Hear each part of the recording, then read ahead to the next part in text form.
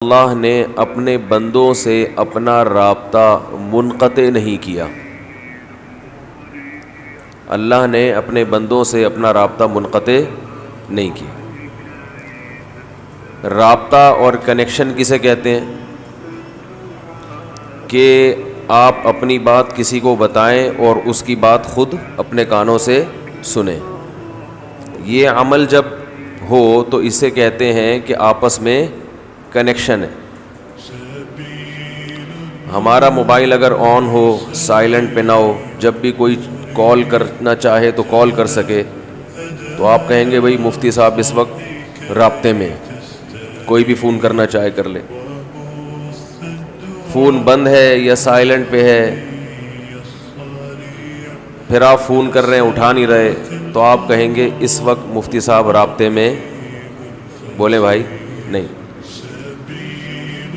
اسی طرح اس وقت میں آپ کی کال نہیں سن رہا، لیکن اپنی بات آپ کو بتا رہا ہوں، تو بھی میں آپ سے اس وقت رابطے میں ہوں۔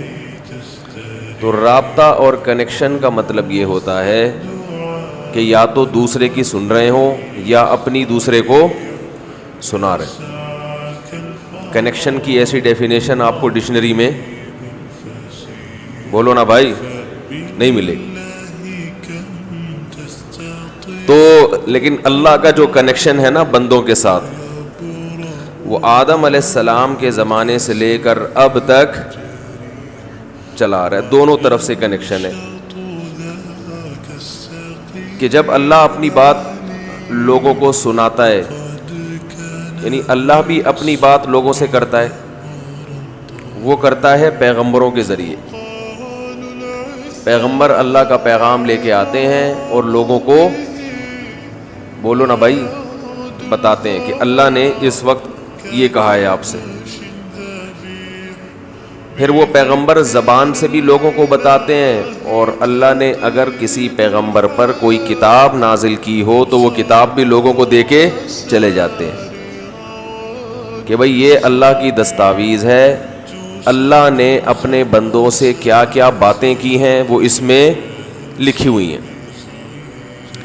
اور کنیکشن کا دوسرا طریقہ یہ ہے کہ بندوں کی بات اللہ سنے، تو اس کے لیے 24 گھنٹے اللہ تعالیٰ کا موبائل آن ہے، نہ وہ کبھی سائلنٹ پہ ہوتا ہے اور نہ وہ کبھی آف ہوتا ہے، نہ اس کا کبھی پیکج ختم ہوتا ہے۔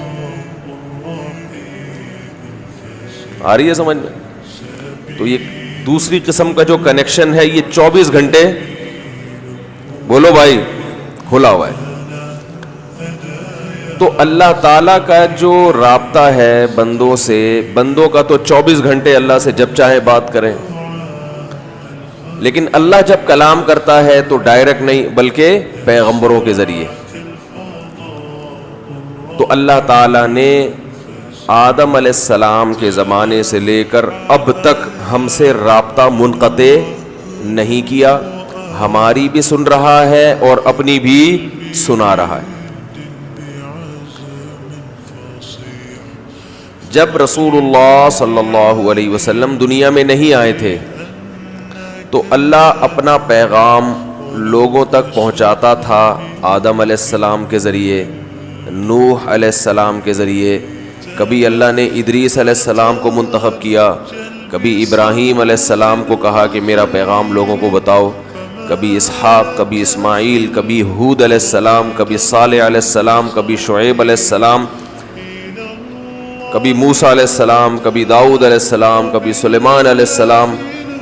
ان میں 3 پیغمبر سب سے زیادہ مشہور ہوئے، جن کی تعلیمات کسی حد تک آج، یعنی تعلیمات کے بجائے یوں کہنا چاہیے کہ جن کے فالوورز آج بھی دنیا میں بڑی تعداد میں موجود ہیں۔ وہ ہیں موسیٰ علیہ السلام، بلکہ سب سے پہلے ابراہیم علیہ السلام، پھر موسیٰ علیہ السلام، اور پھر عیسیٰ علیہ السلام۔